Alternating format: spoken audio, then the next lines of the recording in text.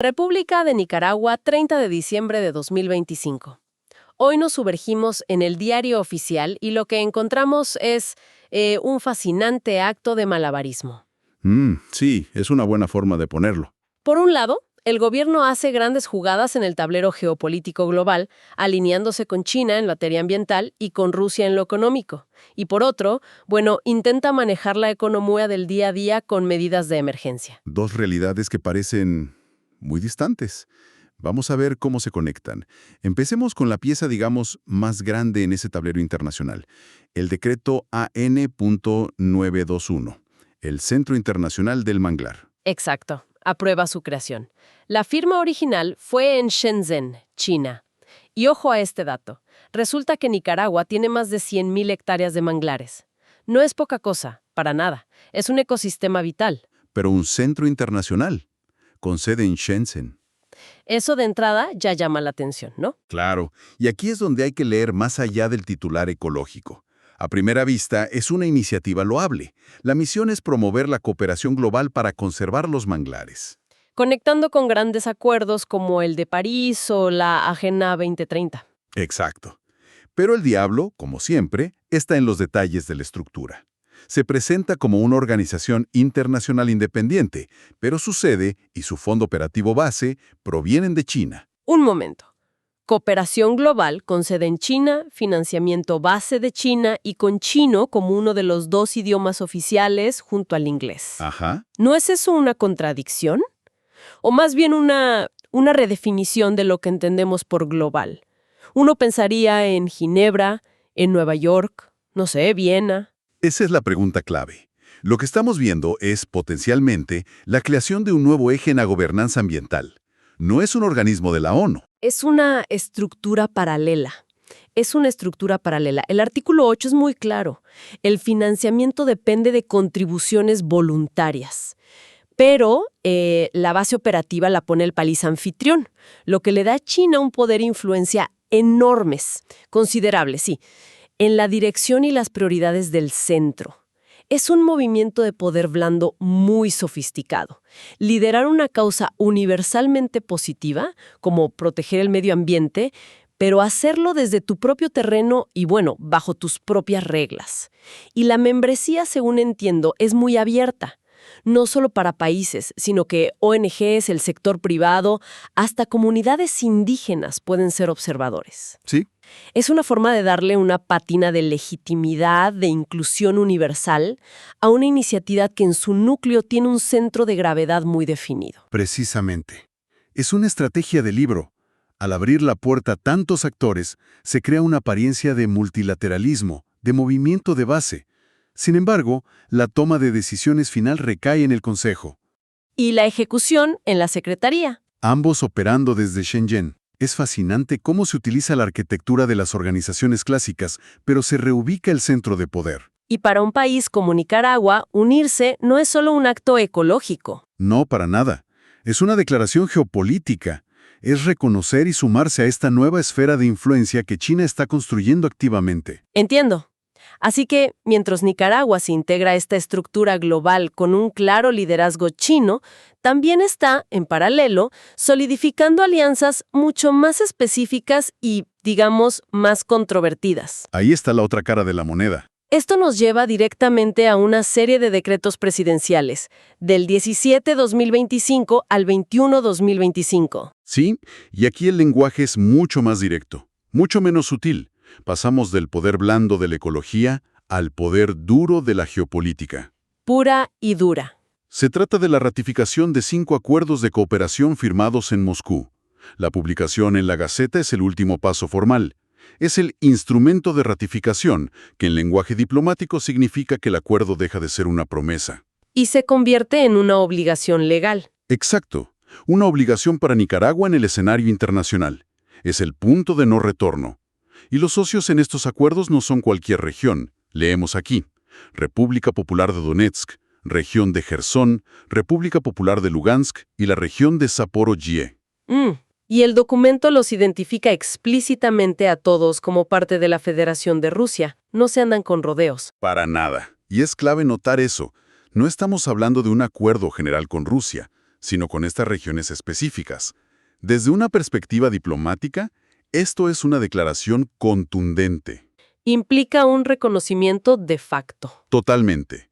Y un fortalecimiento de lazos económicos con territorios cuya soberanía está en el centro de un conflicto global de primer orden. Mientras gran parte del mundo impone sanciones o se distancia, Nicaragua está formalizando relaciones.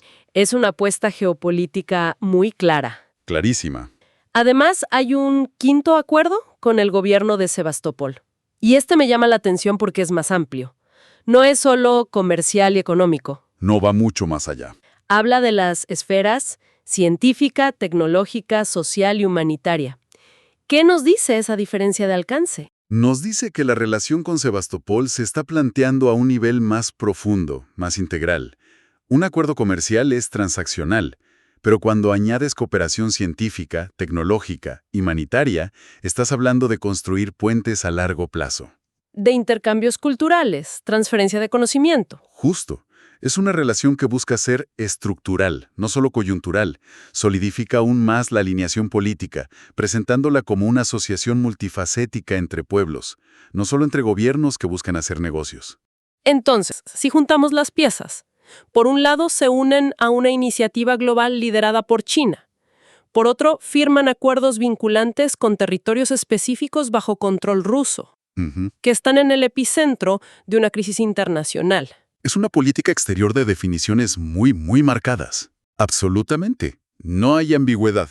Son decisiones que posicionan al país de manera inequívoca en el mapa geopolítico, eligiendo sus alianzas y, por extensión, sus adversarios.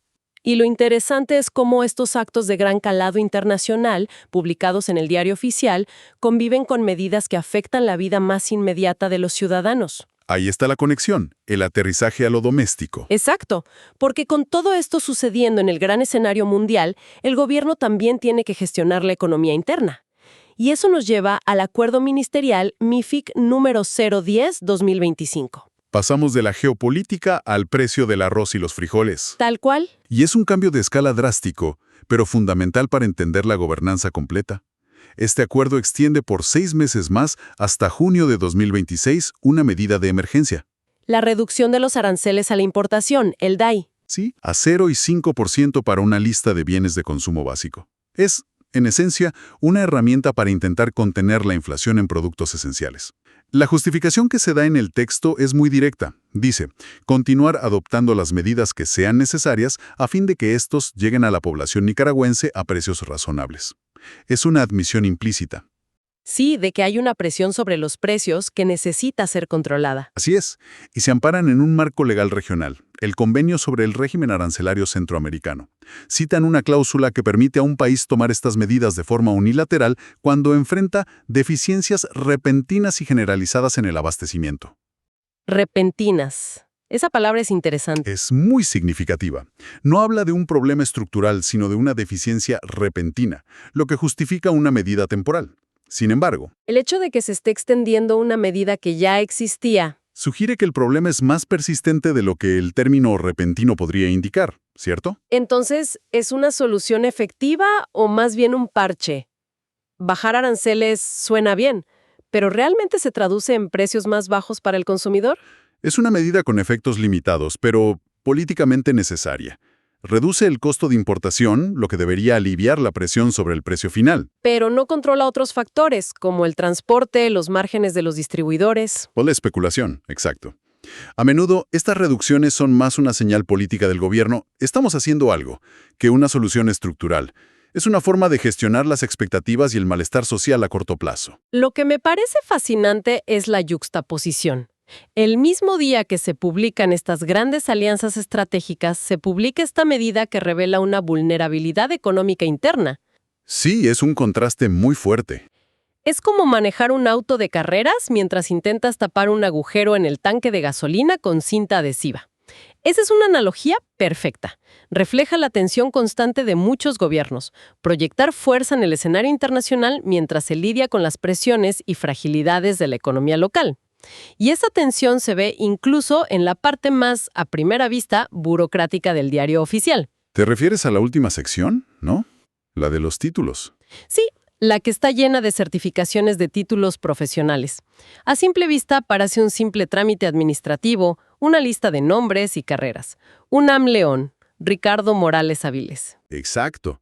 Parece un apéndice sin importancia, pero si lo miras con otros ojos, no solo es burocracia, es un mapa de las prioridades de capital humano del país. ¿Un mapa? ¿Cómo? Por ejemplo, en esta edición vemos una cantidad notable de títulos de técnico superior en ciencias agropecuarias, de la Universidad Antonio de Valdivieso. También nuevos médicos veterinarios o tecnistas. O sea que no es una lista aleatoria. Sugiere un enfoque deliberado en ciertos sectores. Podría ser un reflejo de una política de Estado, quizá no explícita, para fortalecer el sector primario, la agricultura, la ganadería.